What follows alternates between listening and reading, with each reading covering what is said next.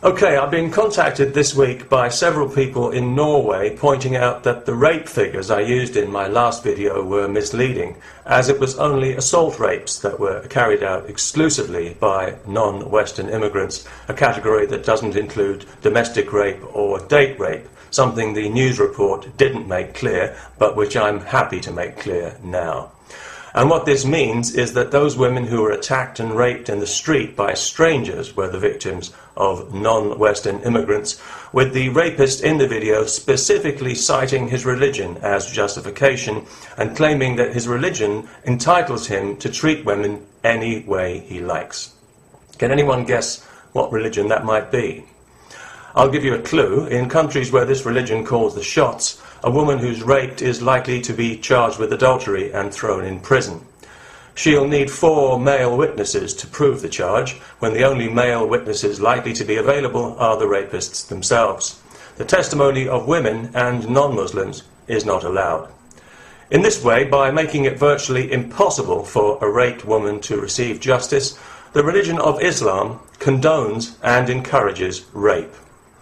Right now, an Australian woman is suing her own government for giving her inadequate consular advice about what might happen if she reported being raped in the United Arab Emirates. What did happen is that she was charged with adultery and thrown in prison for 8 months. She's lucky it didn't happen in Saudi Arabia, or she'd have had 100 lashes on top of it, or in Iran, where she might have been stoned to death.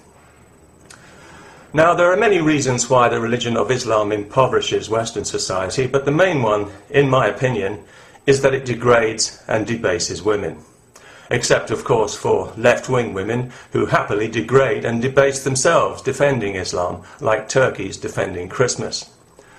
A woman in Islam needs to be covered from head to toe because men are not expected to exhibit any kind of basic self-control.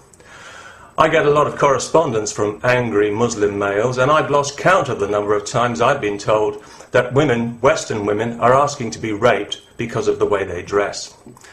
No other religion teaches people to think like this.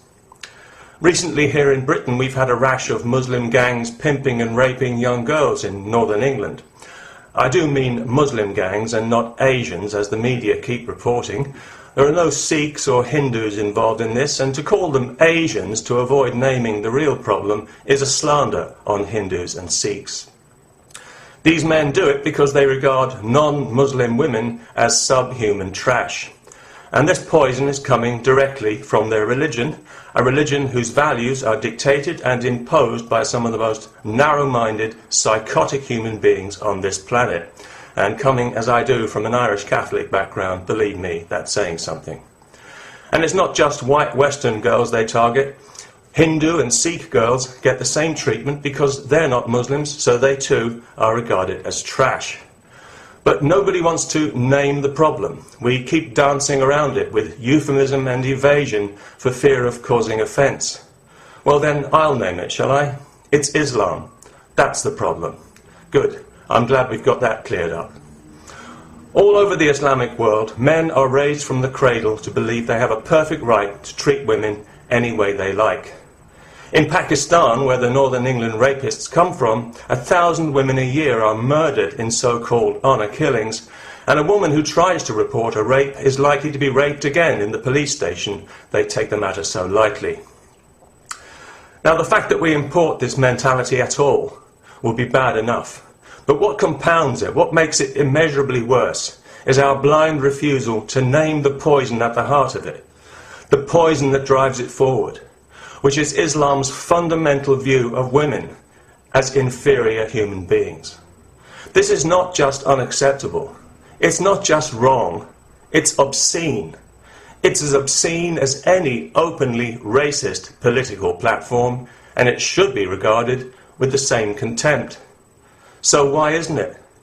Because it's easier for us to filter Islamic misogyny through a convenient multicultural lens that absolves us of all responsibility. It's easier to respect difference and celebrate diversity than it is to grow a backbone. And it's easier to pretend we stand for something and to wear our phony relativist virtue like a pathetic badge of honour than it is to tell the truth and name the poison. It needs to be named. It needs to be shamed. It needs to be confronted and challenged, openly, loudly and often, without apology, until it's eliminated forever, for the sake of all humanity. And if we in the West won't do it, then who will? And yes, some Muslims will be offended, because some Muslims are always offended. But they'll be okay when they get used to it. Peace.